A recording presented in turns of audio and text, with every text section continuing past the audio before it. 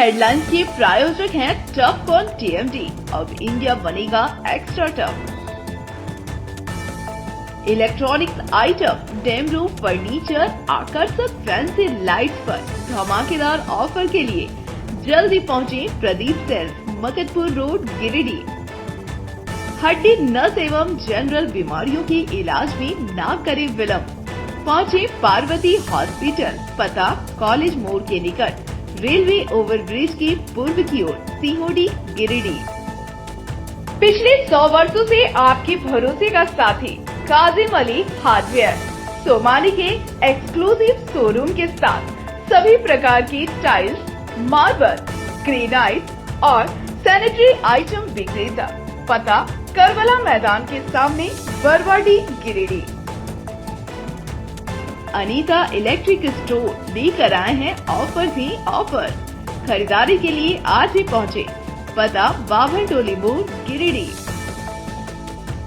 इस संतान दंपति के लिए वरदान Navdeep nursing home and IVF centre. इसके साथ ही स्त्री एवं नेत्र संबंधित बीमारियों के उपचार का पता बिशनपुर, पचम्बा थाना के निकट, गिरिडीह। बेंगाबाद स्थित मध्य विद्यालय दूधीटांड में जर्जर स्कूल भवन का छत गिरने से हुआ बड़ा हादसा। 2 युवकों की हुई मौत, एक गंभीर रूप से हुआ घायल। केंद्रीय मंत्री सह कोडरमा सांसद अन्नपूर्णा देवी पहुंची। घोड़थंबा होली के दिन 2 समुदाय के बीच हुई घटना की ली जानकारी। का खुफिया तंत्र की विफलता घटना की रही वजह।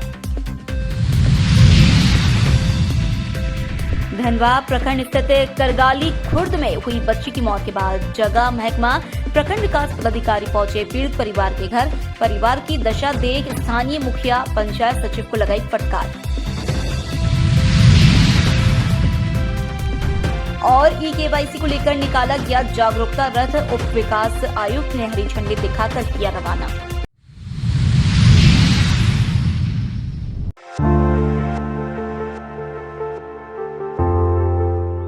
बेंगाबाद थाना क्षेत्र के मध्य विद्यालय दूधीटांड में जर्जर बंद पड़े स्कूल भवन के मलबे में दबने से 2 युवकों की मौत हो गई।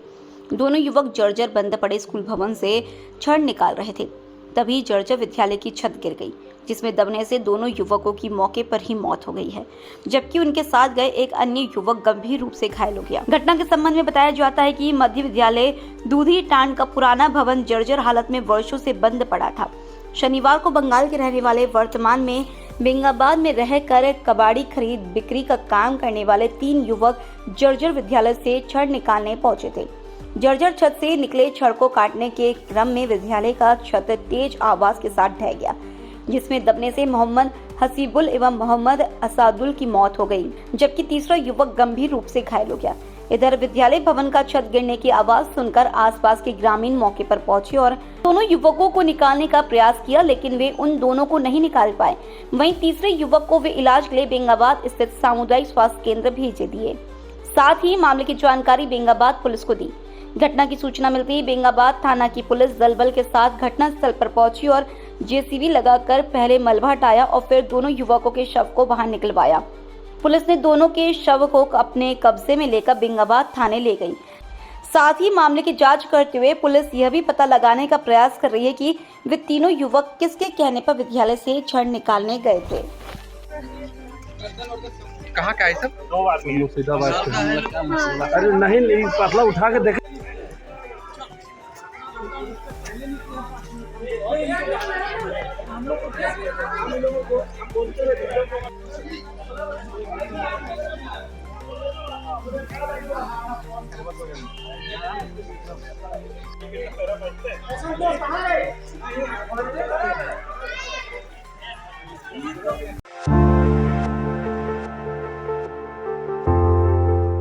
होली के दिन घोड़थंबा में 2 समुदाय के बीच हुए हिंसक घटना के बाद लगातार मौके पर जनप्रतिनिधियों के पहुंचने का सिलसिला जारी है। इसी क्रम में शनिवार को केंद्रीय मंत्री सह कोडरमा सांसद अन्नपूर्णा देवी घोड़थंबा पहुंची। इस दौरान उन्होंने घूम कर घटनास्थल का जायजा लिया, साथ ही पीड़ितों से बात की। मौके पर पत्रकारों से बात करते हुए उन्होंने कहा कि घटना के बाद से लगातार प्रशासनिक अधिकारियों से बात की जा रही है। उन्होंने कहा कि इस उपद्रव में कोई भी निर्दोष फंसे नहीं और दोषी बचे नहीं, इसका पुलिस प्रशासन ध्यान दे। कहा कि इस घटना में जिनकी दुकानें जली हैं, वाहन जले हैं, उन्हें मुआवजा देने की व्यवस्था होनी चाहिए। इसके साथ ही उन्होंने घटना की वजह खुफिया तंत्र की विफलता को बताया। मौके पर केंद्रीय मंत्री के साथ भाजपा के कई नेता व कार्यकर्ता मौजूद थे। कौन चीज?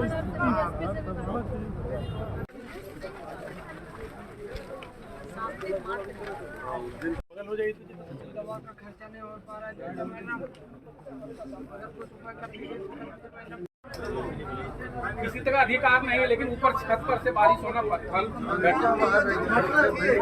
घटना को अंजाम देने के लिए अगले फ्राइडे को इन लोग का मस्जिद में मीटिंग हो चुका है। क्योंकि इतनी भारी मात्रा में पेप्सी बोतल पेट्रोल का अवेलेबल होना, भर के फेंकना, पत्थर फेंकना, ऐसे ऐसे पत्थर की इस एरिया में पत्थर नहीं है, वो इकट्ठा किया हुआ पत्थर था। आज होली के समय जो घोड़थंबा में घटना घटी थी समुदाय के बीच, आज यहाँ आकर पीड़ित परिजनों से मुलाकात की और आप बीती उनकी पूरी सुने, तो निश्चित रूप से जो घटना है बहुत ही दुखद है और शायद ये पहली बार यहाँ पे घटना हुई। इस तरह की घटना की कभी लोगों ने कल्पना भी नहीं की थी, उम्मीद भी नहीं की। और सुनने के बाद जैसा महसूस हो रहा है, जो प्रतीत हो रहा है, कहीं ना कहीं प्रशासन की लापरवाही है, कहीं ना कहीं खुफिया तंत्र इनका बिल्कुल फेल है राज्य सरकार का। उनको ये सूचना नहीं मिली और जिस ढंग से घटना घटी है बिल्कुल ये दुखद है। सभी परिजन, चूँकि कई के दुकान जला दिए गए और बहुत सारे लोगों पर अभी मुकदमा भी हुआ है। प्रशासन से भी, पुलिस प्रशासन हो या फिर जिला डीसी हो, सबसे बात भी इस घटना को लेकर लगातार बात हो रही थी। तो यही हमारा है कि जो भी निर्दोष है, निर्दोष को किसी तरह की सज़ा नहीं मिलनी चाहिए और जो दोषी है निश्चित रूप से वैसे लोगों को पर आप कार्रवाई करें। और जो पीड़ित है, पीड़ित परिजनों को जिनका दुकान जला है, तो वैसे लोगों को भी उनके मुआवजा वगैरह की उनकी व्यवस्था होनी चाहिए।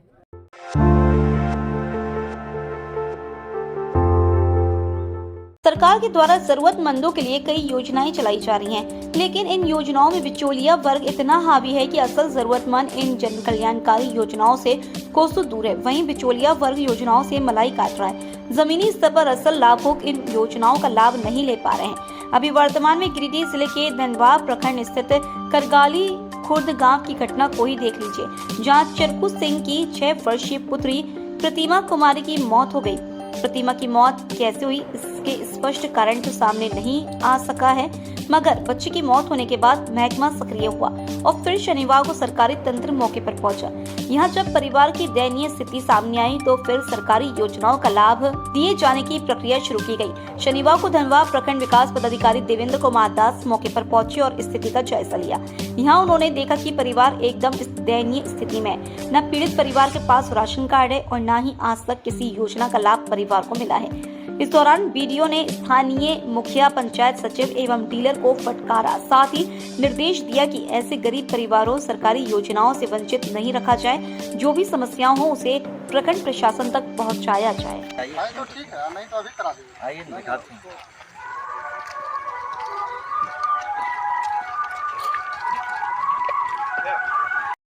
ये मतलब बारिश हो रही थी, लेकिन हमने जो प्रयास किया, लोगों के साथ सूचना दी है किस तरह की घटना घटी हमारे क्षेत्र में। घटने के पहले जब ये सबका आधार कार्ड टोटल का इसका नीचे वाला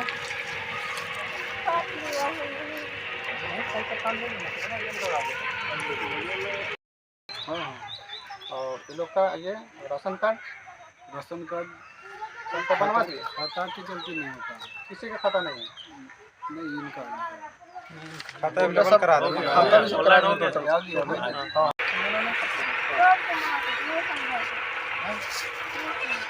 मना कर लिया तो कैसे करेगा?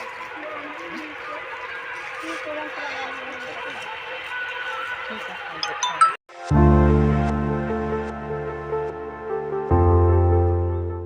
बुद्धिस्ट इंटरनेशनल नेटवर्क के द्वारा राष्ट्रव्यापी आंदोलन के तहत शनिवार को गिरिडीह में भी महाबोधि महाविहार को मुक्त करने की मांग को लेकर रैली निकाली गई। रैली कार्यक्रम का नेतृत्व बुद्धिस्ट इंटरनेशनल नेटवर्क के जिला संयोजक निर्मल बौद्ध ने किया।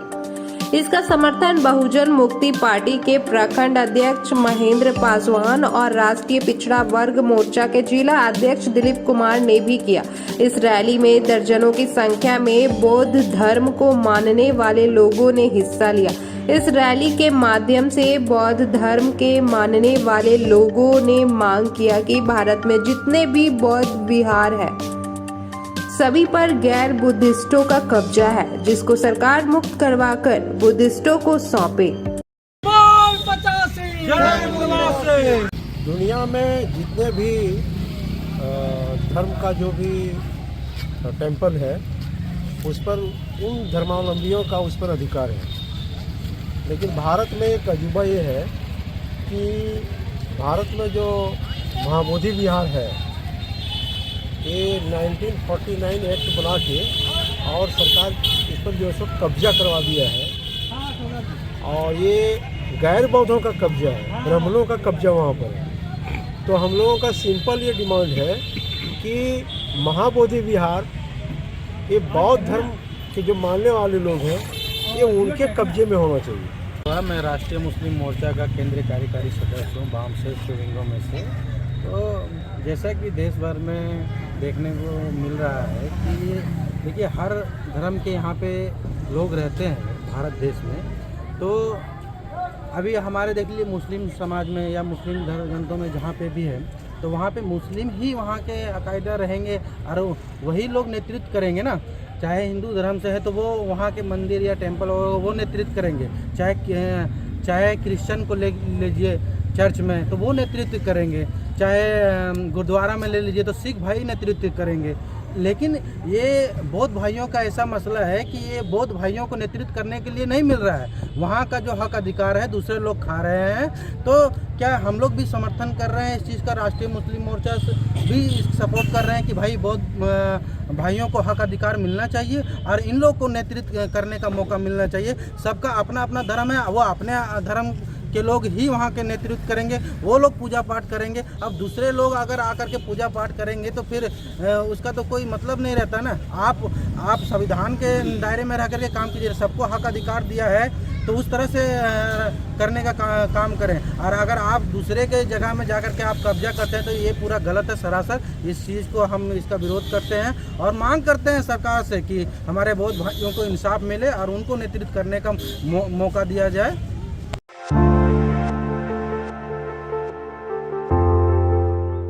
समाहरणालय सभागार में शनिवार को उप विकास आयुक्त स्मिता कुमारी ने मनरेगा, पीएम आवास, अबुआ आवास व अन्य विकासात्मक योजनाओं की बारी-बारी समीक्षा बैठक की। बैठक में प्रधानमंत्री आवास, अंबेडकर आवास, अबुआ आवास, मनरेगा के तहत बिरसा कूप संवर्धन योजना, डोभा, बिरसा हरित ग्राम, आम बागवानी, वीर शहीद पोटोहो खेल विकास योजना, पीडी जनरेशन, जियो टैगिंग समेत सरकार द्वारा चलाई जा रही योजनाओं की प्रगति की समीक्षा की। इस दौरान उप विकास आयुक्त ने मनरेगा से चल रही योजनाओं की प्रगति में कम काम करने वाले प्रखंडों पर नाराजगी जाहिर की। उन्होंने योजनाओं को समय पर पूरा करने का निर्देश दिया। साथ ही कहा कि अबुआ आवास योजना का लाभ वैसे लाभुकों को दिया जाए जो कभी आवास योजना का लाभ नहीं लिया हो। कार्य में कोताही बरतने वाले कर्मियों को सख्त हिदायत दी। इसके अलावा उन्होंने सभी प्रखंड विकास पदाधिकारियों को निर्देश दिया कि आवास कार्यों को जल्द से जल्द पूरा करें तथा जिनके किस्त का भुगतान नहीं हो पाया है उनका जल्द से जल्द भुगतान करना सुनिश्चित किया जाए। साथ ही उन्होंने भुगतान हो चुके लाभुकों का अविलंब आवास पूर्ण कराते हुए जियो टैग करने का निर्देश दिया। मौके पर निदेशक DRDA, सभी प्रखंड विकास पदाधिकारी, गिरिडीह जिला, सभी बीपीओ, सभी रोजगार सेवक समेत अन्य संबंधित अधिकारी उपस्थित थे।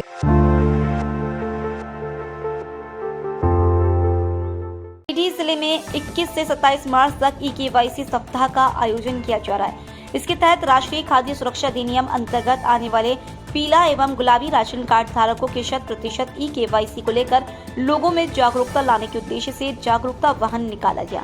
शनिवार को संग्रहालय परिसर से उप विकास आयुक्त, निदेशक DRDA, जिला आपूर्ति पदाधिकारी समेत अन्य अधिकारियों ने संयुक्त रूप से ई-KYC जागरूकता रथ को हरी झंडी दिखाकर रवाना किया।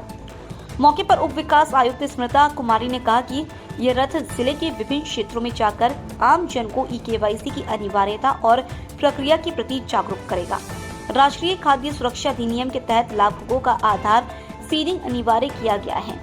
इसके तहत जिले के सभी प्रखंडों के जन वितरण प्रणाली विक्रेताओं को राशन कार्ड धारकों के निवास स्थान पर जाकर उनका ई-KYC सुनिश्चित करने का निर्देश दिया गया।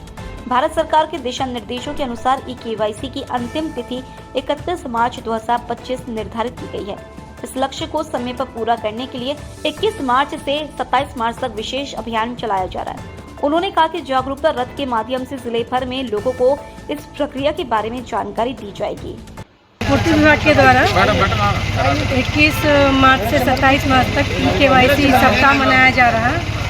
हमारे प्रखंड जिलांतर्गत जितने भी वैसे लाभुक जिनका अभी भी ई-KYC करना छूट गया है, उनको कराने का निर्देश दिया गया है और ये एक जागरूकता रथ आज यहाँ से सभी प्रखंडों में जाएगी। और वैसे सभी लाभुक जिनका अभी तक ई-KYC नहीं हुआ है, उन लोग का अधिक से अधिक संख्या में ई-KYC करवाना है। इसलिए सभी को निर्देश प्राप्त है। इसी के तहत ये जागरूकता पूरे प्रखंड में जागरूकता रथ के माध्यम से दी जा रही है। कितने लोग हैं ई-KYC से वंचित? अभी तक पूरे डिस्ट्रिक्ट में 65% से अधिक लोगों का ई-KYC हो चुका है। जो रेस्ट बच गए हैं उनके लिए ये जागरूकता कार्यक्रम। अच्छा, आप बोलते हैं ई-KYC कराने के लिए लिंक रहता नहीं है, तो क्या करेगा लोग? लिंक का अगर इशू है तो उसके लिए हमारा जो जिला आपूर्ति कार्यालय वहाँ पे संपर्क करेंगे और स्टेट से इसके लिए कोऑर्डिनेट किया जाएगा।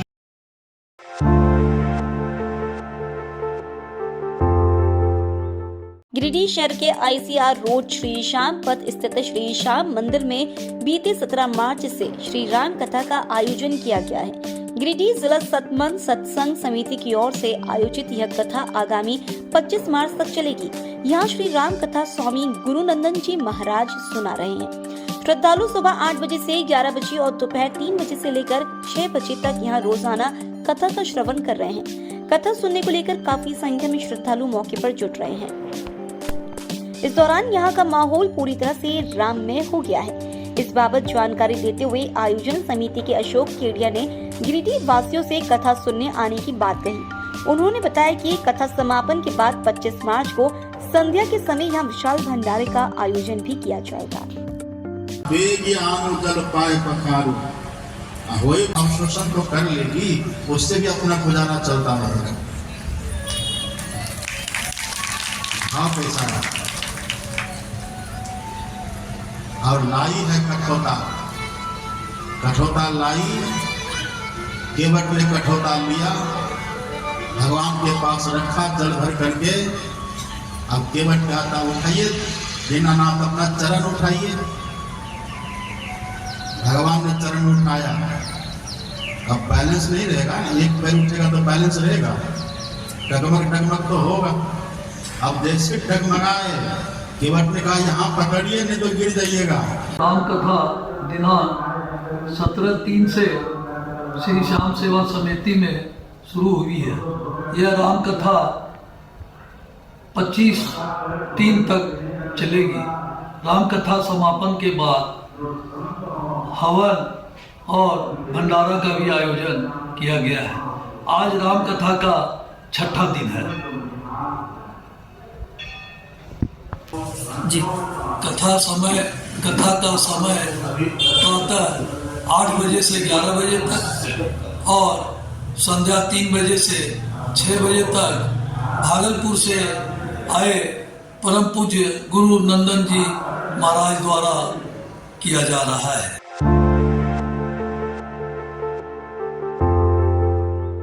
भाजपा नगर अध्यक्ष पद के लिए शनिवार को श्याम मंदिर प्रांगण में रायशुमारी को लेकर भाजपा नगर कमेटी की बैठक संपन्न हुई। बैठक की अध्यक्षता नगर अध्यक्ष हरमिंदर सिंह बग्गा ने किया। रायशुमारी में नगर अध्यक्ष पद के लिए 3 नाम जयशंकर सिन्हा, विवेक गुप्ता और सोनू चौरसिया का नाम नगर अध्यक्ष पद के लिए आया। रायशुमारी के बाद इन सभी का नाम प्रदेश कमेटी को भेज दिया गया। रायशुमारी बैठक में मुख्य रूप से प्रदेश कार्य समिति सदस्य सुरेश साहब, पूर्व मेयर सुनील पासवान, सांसद प्रतिनिधि दिनेश यादव, पूर्व डिप्टी मेयर प्रकाश सेठ, संदीप डांगेज, मुकेश चालान, विनय सिंह, विनीता कुमारी सहित सैकड़ों लोग उपस्थित थे।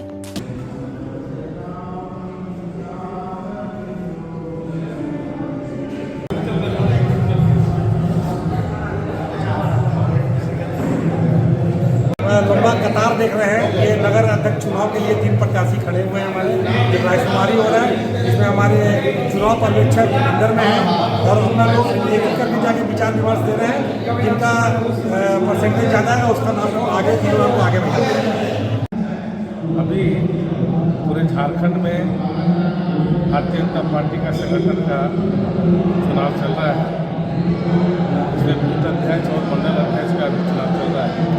उसी के निमित्त आज गिरिडीह विधानसभा में गिरिडीह नगर मंडल का आज नाम का चयन करना था, जिसमें हमारे चुनाव अधिकारी और चुनाव सह अधिकारी उन लोगों के नेतृत्व में बैठक हुआ, हमारे नगर के मंडल अध्यक्ष के नेतृत्व में, और आपसी सहमति बना करके और पैनल बना के 3 नाम प्रदेश को भेजना है।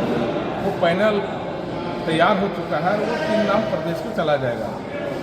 निश्चित रूप से भारतीय जनता पार्टी कार्यकर्ताओं की पार्टी है, यहाँ संगठन सर्वोपरि है और उसी के तहत आप देखे होंगे कि सारे कार्यकर्ता आपस में मिलजुल करके और 3 नाम तय किए।